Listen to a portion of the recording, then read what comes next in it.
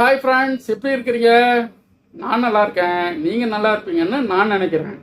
இப்போ இசைவாணி அவர்கள் ஒரு பாட்டு பாடியிருக்காங்க. அந்த பாட்டை பற்றி நம்ம கொஞ்சம் பார்க்கலாம். அதுக்கு முன்னாடி நீங்கள் என்ஜாய் லைஃப் சேனலில் சப்ஸ்கிரைப் பண்ணுங்கள், ஷேர் பண்ணுங்கள், கமெண்ட் பண்ணுங்கள், லைக் பண்ணுங்கள். ஓகே, இப்போ கண்டென்ட்குள்ளே போகலாங்களா? போகலாம். இப்போ இசைஞானி ஒரு பாட்டு பாடியிருக்காங்க. என்ன பாட்டு? ஐயம் சாரி ஐயப்பா, நான் உள்ள வந்த என்னப்பா, பயம் காட்டி அடக்கி வைக்க பழைய காலம் இல்லப்பா, நான் தாடிக்காரன் பேத்தி அப்படின்னு ஒரு பாட்டு பண்ணாங்க. இந்த பாட்டு தான் இப்போ தமிழகத்தில் எங்கும் ஒரே பரபரப்பாக பேசிக்கிட்டு இருக்கோம். சரிங்களா? இப்போ பாட்டு இவங்க ஏதோ பாடிட்டு போயிட்டாங்க. இவங்க மேலே நம்ம தப்பு சொல்லக்கூடாது. பாட்டு யார் எழுதி கொடுத்தாங்களோ அவங்கள தான் நம்ம கண்டனம் தெரிவிக்கணும். அதை விட்டுவிட்டு இவங்கள மேலே தப்பு பேசுகிறது சரியில்லை. அதனால் நம்ம இந்து, முஸ்லீம், கிறிஸ்டின் எல்லாமே ஒன்றா தான் இருக்கிறோம். இவங்க பாடியது தப்பு இல்லை, ஆனால் இவங்க ஒரு கிறிஸ்டின்.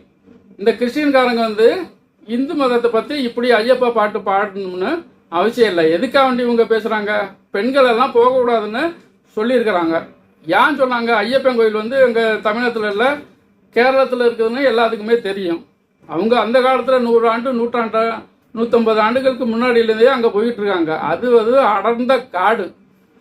அந்த காலத்தில் அது பெரிய காடாக இருக்கவும் ஆம்பளையெல்லாம் போகலாம், பொம்பளைங்க போக முடியுமா? அதுக்காக வேண்டி தான் அந்த மாதவிடா காலம் வேறு வருது. அந்த காலத்தில் இவங்க புருஷன் முன்னாடி எல்லாம் போனாங்கன்னா காட்டில் போகும்போது மிருகங்கள் அவங்கள துன்புறுத்தக்கூடும், அந்த ஸ்மெல்லுக்கு வேண்டி. அது இல்லாமல் ஆண்கள் பெண்கள் தப்பு செய்யக்கூடும். இதுக்காக வேண்டி தான் பெண்கள் போகக்கூடாது அப்படின்னு சொல்லியிருப்பாங்க அப்படிங்கிறது என்னோட கருத்து.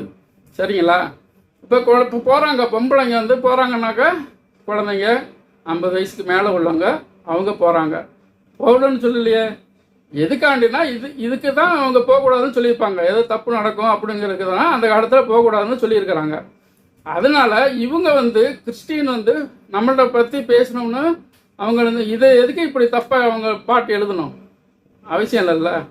சரி, போனால் போகுது. இவங்க நம்ம தமிழகம் என்ன சொல்லுது? நம்ம மன்னிச்சு விட்ருவோம். அதுதான் நம்மளுடைய கொள்கை. அதனால் இந்த பாட்டு பாடினதை இசைவாணியை நம்ம மன்னிச்சு விட்ருவோம் அப்படிங்கிறது என்னோட கருத்து. நீங்களும் மன்னிப்பீங்க அப்படின்னு நான் நினைக்கிறேன். இதை பார்த்தவங்க சப்ஸ்கிரைப் பண்ணுங்கள், ஷேர் பண்ணுங்கள், லைக் பண்ணுங்கள், கமெண்ட் பண்ணுங்கள். நம்ம அடுத்த வீடியோவில் போகலாம்.